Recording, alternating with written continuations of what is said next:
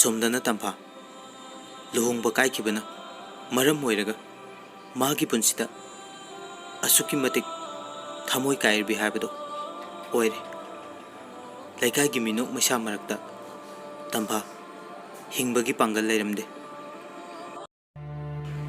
मन मरेनुदी याम हरावबना लोरमे मागी ममादा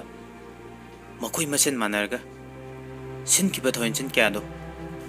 मधुगी मरमदा अमा सनागा मखोय नोकलदुना वारी सारमे अचुंबबु माइथिबा पीगनबा कना लेबगे मैबु पीने कुप्तुना कयाम कुइने थंबा यागनी मिगी मांगनबा सिलिबा फत्रबा माग अदुकिसु चैराक फंगबगी मतम मदु ओइरे मागी नुपाना थबक चटनबगी चंगलकपदा वारी एदु तारमे रेणुगी नुपा रोहित मिटकुप असिदा असावबना मसापुंबा निकलमे रेणु वारी सारदुना लेथोरकपदा महाकी नुपादु उरमे रेणु महाकना पाइरिबा फोन अदु लैमाइदा ताकिबा खंगौदे रोहित रेणुगी ममाइदा खुपाकना थाकी नंगमकना अैगी इचनगी पुंसिदा असुक चावरबा फत्रबा थबकसे तौरमलबा इमाबुसु वाखल लैना ओहलबा अदुगा युमगी मियोय क्याबसु नंगना वानबा काइननबा सिलमलबा ngasimak haujimak nayumda chatkhro chalo wasi hairga mangak champaiduna laktana ille renu rohit ki makong paiduna haire dada ai lale ai bu mutanga kuyo tawriba matawduda imung ki miyoy kyasu thoglaktuna wa hanglami maman haire ibungo करीनो नंगना इमा उसिदा तौरिबसे फजना हाइनबा याद्रो रोहित मपी इरा चिंथदुना इमा महाकसे याम फलमद्रे वासे हाइदुना माना तौकिबा कयादु पुमनमक लिरमे मयाम पुन्ना ngakलमे अदुगा यामनसु सावरमे रोहित रेणुगी खुदांग पाइरदुना मपानदा इंथोकलगा थोंग लोनसिनकी दादा थोंग जुम तांगो दादा से थोंग जुम तांगो रेणु थोंग थिलदुना माबु ngakपियु हाइदुना कपली राधे थोंग अदु हांगनब तौरे रोहितना पेंद्रबा कयादुना हाइरे इमा इमाना माबु युमसिदा हेक पुसलाबा आई इतोमदा हुथागा सिगनी रेणु वाही अदु ताबदा कमना कमना उपाय लेतन मपामदा चटखिरमे नोंमनिनी हौख्रे रेणुगी पिकलिबा मचादुना ममाबु हंगबा थिरकपा कयादुबु उबदा रादे थमोय पुबा ngamdana रेणुगी मेमदा चटखि रेणुगी ममा सना राधे लाकपा उबदा याम साउनारे मफम सिदा कैदौबा लाकपिरिबनो राधेना खुमै आई इसुगी ममा लौबा लाकोने पुमनमक नाकंदा थमलगा आई इसुगी मतवदो येंगबा ngamde रेनुसु कपना कपना थोगले राधेना अमुसु हाइरे रेनु नंगी नचानुपीना नंगबु हंगबदा लोइरे पिकलिबा अंगांग असिगे खल्लगा नंग युमदा चलसे रेणु मचागी मैना राधे की मतुंग इनगे तौरे अमा सना नाय इबेमा नंग चटखिगनु लाइक लाइसु मंगान यावदबा थबक तौबदबगी लुहोंगबा कायरगा इचादा मरान सिबा याब्रा इचादी कैसु वाते अतोप नुपा अमदा चामरक होंगलसु यागनी राधे सनागी वाय अदु ताबदा याम साउनाय नंगबु कर्म ममानो नचानुपीना सोइबसे ngang pachai pataude aduga Meena ताबदा नुंगाइत्रबा वाहे अदुबो हाइरकपा ꯑꯉꯛꯄꯅꯤ ꯏꯕꯦꯝꯃ ꯅꯪꯒꯤ ꯊꯃꯣꯏꯁꯦ ꯅꯈꯣꯏꯒꯤ ꯏꯃꯨꯡꯗ ꯆꯟꯅꯗ꯭ꯔꯕ ꯑꯗꯨꯒꯨꯝꯅ ꯑꯩꯈꯣꯏꯒꯤ ꯏꯃꯨꯡꯗꯁꯨ ꯊꯣꯛꯍꯟꯒꯦ ꯈꯟꯒꯅꯨ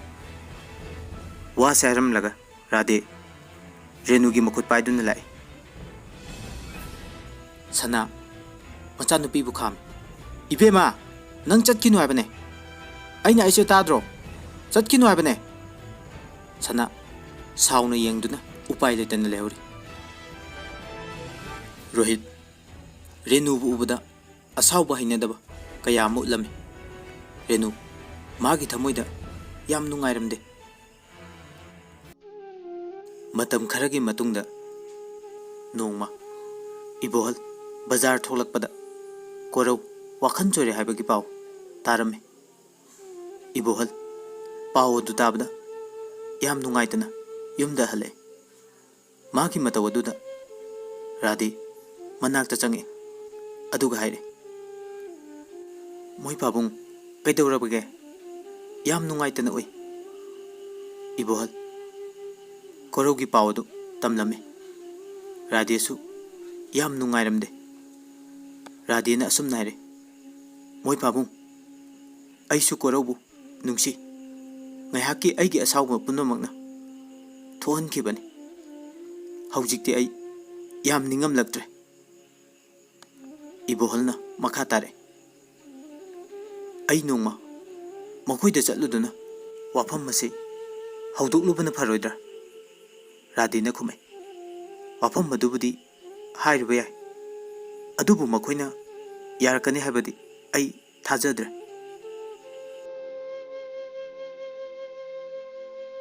ꯅꯣꯡꯃ ꯅꯤꯅꯤ ꯂꯩꯔꯒ ꯏꯕꯣꯍꯜ ꯀꯣꯔꯧꯒꯤ ꯃꯅꯥꯛꯇ ꯂꯥꯛꯑꯝꯃꯤ ꯃꯇꯝ ꯑꯗꯨꯗ ꯀꯣꯔꯧ ꯃꯈꯣꯏꯒꯤ ꯃꯥꯡꯒꯣꯜ ꯑꯗꯨꯗ ꯆꯣꯏꯔꯣꯟ ꯀꯌꯥ ꯂꯣꯟꯗꯨꯅ ꯂꯩꯔꯝꯃꯤ ꯑꯗꯨꯒ ꯃꯆꯤꯟꯗꯁꯨ ꯇꯝꯐꯥ ꯍꯥꯏꯅ ꯀꯧꯗꯨꯅ ꯑꯃꯨꯛꯁꯨ ꯀꯞꯂꯤ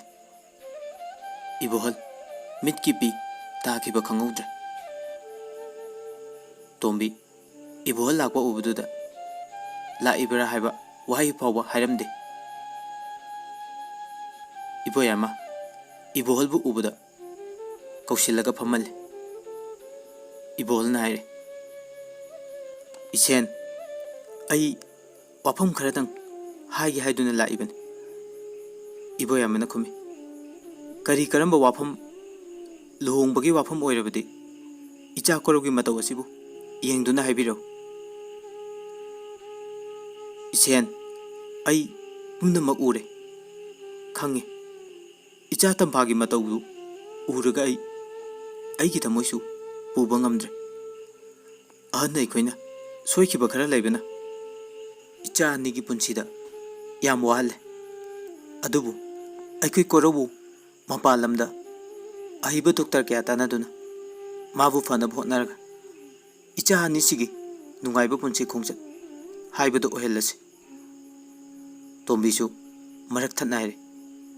ꯇꯥꯗ ꯅꯆꯟꯁꯨ ꯋꯥꯈꯟ ꯌꯥꯝ ꯊꯦꯟꯈ꯭ꯔꯦ ꯅꯆꯟꯕꯨ ꯋꯥꯔꯧ ꯄꯨꯛꯂꯧꯕ ꯊꯥꯡꯕꯤꯒꯅꯨ ꯏꯆꯤꯟꯁꯤꯅ ꯏꯀꯥꯏꯕꯅ ꯂꯥꯜꯂꯦ ꯍꯥꯏꯕ ꯐꯥꯎꯕ ꯉꯝꯖꯗꯦ ꯑꯁꯨꯝꯅ ꯃꯈꯣꯏ ꯏꯃꯨꯡ ꯃꯅꯨꯡ ꯌꯥꯁꯤꯟꯅꯔꯝꯃꯤ ꯀꯣꯔꯧꯕꯨ ꯃꯈꯣꯏꯅ ꯄꯨꯟꯅ ꯆꯠꯂꯗꯨꯅ ꯃꯄꯥꯟꯂꯣꯝꯗ ꯂꯥꯌꯦꯡꯅꯕ ꯍꯣꯠꯅꯔꯤ ꯀꯣꯔꯧ ꯃꯥꯒꯤ ꯃꯀꯣꯛ ꯑꯗꯨ ꯌꯥꯝ ꯊꯤꯅ ꯁꯣꯛꯈꯤꯕꯅ ꯂꯥꯌꯦꯡꯕꯗ ꯃꯇꯝ ꯈꯔꯗꯤ ꯆꯪꯂꯝꯃꯤ ꯑꯁꯨꯝꯅ ꯂꯩꯅꯔꯤꯉꯩ ꯇꯝꯐꯥꯅ ꯀꯣꯔꯧꯕꯨ ꯌꯥꯝ ꯎꯅꯤꯡꯂꯝꯃꯤ ꯃꯅꯥꯛꯇ ꯆꯠꯄꯗꯤ ꯉꯝꯂꯝꯗꯦ ꯇꯝꯐꯥ ꯃꯤꯠꯂꯨꯗ ꯄꯤꯔꯥꯡꯒ ꯂꯣꯏꯅꯅ ꯃꯄꯨ ꯃꯥꯒꯤ ꯃꯐꯝꯗ ꯊꯧꯅꯤꯖꯔꯤ ꯇꯝꯐꯥꯒꯤ ꯃꯅꯝ ꯔꯦꯅꯨꯁꯨ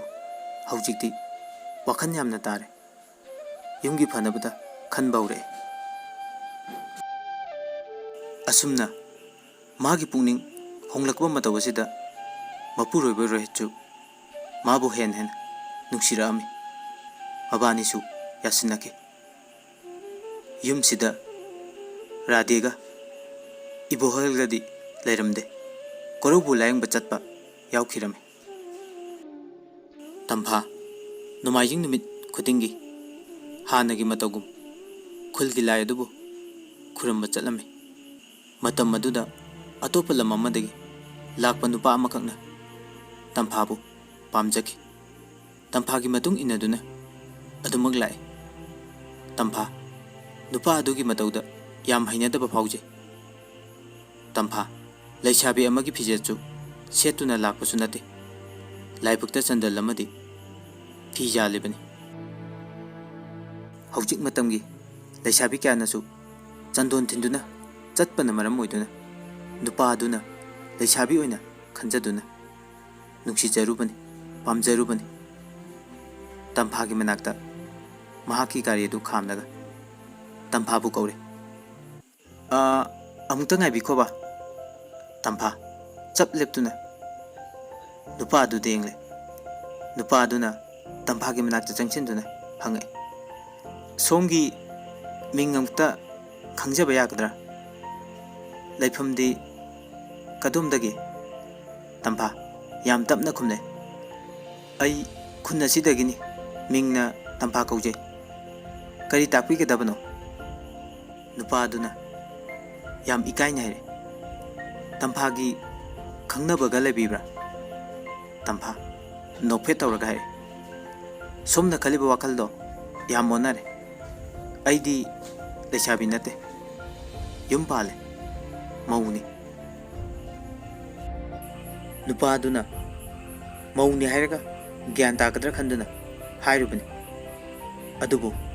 nupa aduna mukhumle aidi mauni hena pamje haidi hojik matamgi lechabi koidu sarukpudi thangai sengna mauni haiba khangboina koibane en phare Tampha nupa adugi waida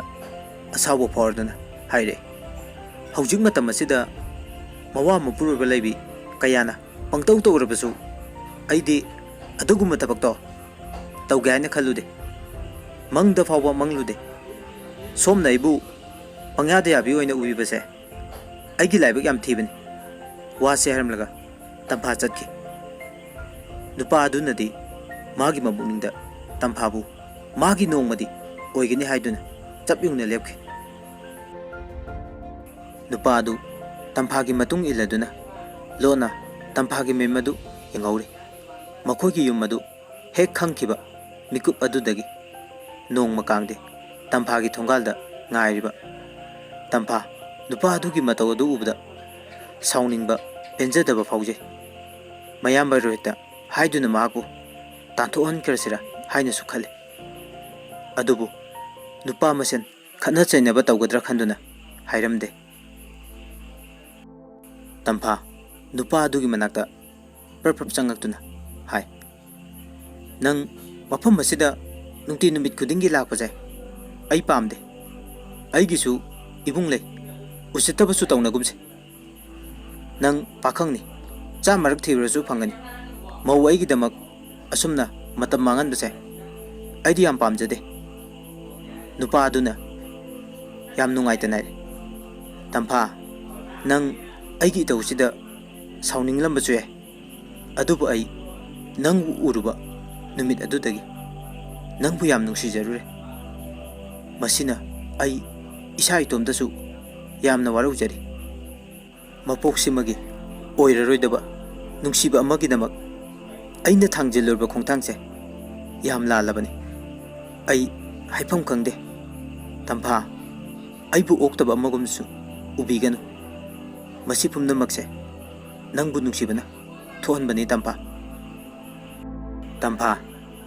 nupa adugi matau aduda yam nungaitaba phawrami Tampha mangonda ngangliba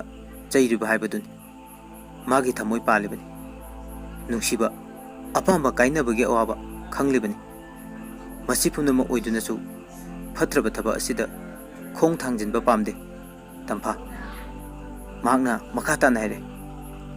aibu warau biganu